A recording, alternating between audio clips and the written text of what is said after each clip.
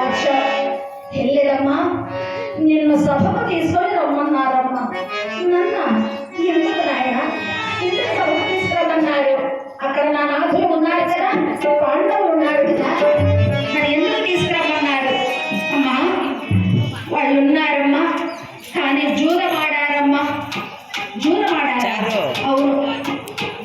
ఆ జూదమాడినటువంటి ఆ ధరణిలో అక్కడ ఉన్నటువంటి పాండవులందరూ క్షేమంగా ఉన్నారా? బిడ్డలతో సమానమైనటువంటి నా మరుదులు దుర్యోధనాదులు, నా మరుదులు అందరూ క్షేమమేనా? తర్వాత ధృతరాష్ట్ర మహారాజు గారి గాంధారీదేవి క్షేమమా? పెద్దలు భీష్మాచార్య గారు క్షేమమా? అందరూ క్షేమ సమాచారాలు అడుగుతుంది ఆ తల్లి. అమ్మా అందరూ క్షేమమేనమ్మా, కష్టము వచ్చినది నీకేనమ్మా.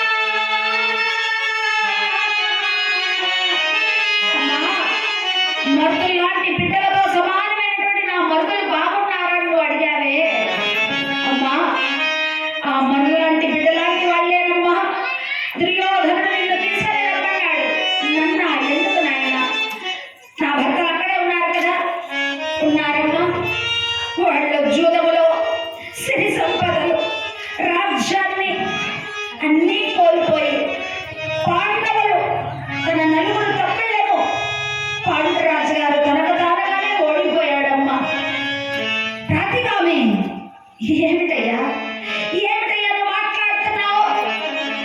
నా నాథులు జూదంలో ఓడిపోయారా? సిరి సంపదలు పోతే నా నాథులు వాళ్ళు కూడా జూదంలో ఆడి ఓడిపోయారా? అవునమ్మా. అమ్మా ఇప్పుడు కష్టం వచ్చినది నీకేనమ్మా, కష్టం వచ్చింది నీకే తల్లి. నాకా ఎందుకు నాయన? అమ్మా నిన్ను కూడా జూదంలో పెట్టి ఆడి ఓడిపోయారమ్మా. రాధికామి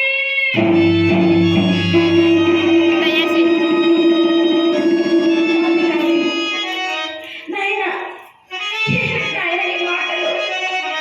నన్ను జూదంలో పెట్టి ఆడి ఓడిపోయాడా? అసలు ఏ యుగంలో అయినా ఎక్కడైనా ఎవరైనా కట్టుకున్నటువంటి ఇల్లాలని జూదంలో పెట్టి ఆడి ఓడిపోయేవాళ్ళు ఎక్కడైనా ఏ యుగంలో అయినా ఏ రాజ్యంలో అయినా ఎవరైనా ఉన్నారా? చెప్పు రాధికామి. మరి ఎందుకు నా నాథుడు నన్ను జూదంలో పెట్టి ఆడి ఓడిపోయారు? అమ్మా అమ్మా నాకు తెలియదమ్మా. వాళ్ళక్కడ ఇక్కడికి వచ్చి చెప్పమన్నారు. వాళ్ళు చెప్పినటువంటి మాట ఇక్కడికి వచ్చి నేను చెప్పానమ్మా. కాబట్టి మీరేం చెబుతారో అది వాళ్ళకి చెప్పాలమ్మా. అదే నా డ్యూటీ అమ్మా, అదే నా పని అమ్మా అన్నాడు రాధికామి. అయితే రాధికామి నేను అడుగుతున్నాను కాదు, నేను ధర్మ విజితనా అధర్మ విజితనా? చూడు, పాండవులు ఐదుగురు కలిసి ఐదుగురు సమ్మతమై ఇష్టపూర్వకంగా నన్ను జూదంలో పెట్టి ఆడి ఓడిపోయాడా ధర్మరాజు? లేదు. పాండవులు ఇష్టం లేకుండా, నలుగురు ఇష్టం లేకుండా ధర్మరాజు ఒక్కరు నన్ను జూదంలో పెట్టి ఆడి ఓడిపోయాడు.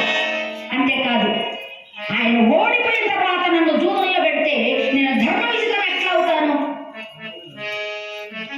నేను ధర్మ విజితం నేను ఎలా అవుతాను?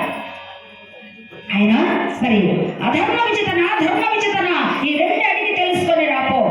ఒకవేళ ఆయన నన్ను జూదంలో పెట్టి ఆడి ఓడిపోయే హక్కు ఆయనకు లేదు. ఎందుకంటే ఓడిపోయాడు ఆయన. ఆయన నిర్ణయించి నన్ను పెట్టి జూదంలో పెట్టి ఆడే హక్కు ఆయనకు లేదు, ధర్మరాజుకు. ఎందుకంటే ఓడిపోయాడు కాబట్టి. కాబట్టి నేను ధర్మ విజితనా అధర్మ విజితనా? సభకు వెళ్ళి ఒక్కసారి ఆ జూదర్ని అడిగి రావయ్యా అన్నది. ప్రాతికామి బయలుదేరి వచ్చాడు సభలోకి. చూశాడు దుర్యోధనుడు. ఏమి రా ప్రాతికామి, ఎక్కడ బంధకి అన్నాడు. అయ్యా మహారాజా, ఆ తల్లి మరి ధర్మ విజితనా అధర్మ విజితనా అడిగి రమ్మన్నదండి అన్నాడు. ధర్మ విజితనా అధర్మ విజితనా? ధర్మంగా ఆడి ఓడిపోయానా, అయితే న్యాయంగా ధర్మరాజుల వారు తన ఐదుగురు మరి నలుగురు తమ్ముళ్లతో కలిసి అనుమతి తీసుకొని జూదంలో పెట్టి ఆడాడా, లేకపోతే ధర్మరాజుల వారు ఒక్కటి అనుమతితో ఆడాడా? లేదు. విజితనా అధర్మ విజితనా అని అడిగి రమ్మందండి, వచ్చాను అన్నాడు. ఏమిరా ఏమిరా ఆ దాసి కబురు పంపితే నువ్వు ఇక్కడికి వచ్చి చెప్తావా? ఏ ఆ దాసి ఇక్కడికి వచ్చి తెలుసుకోలేదా?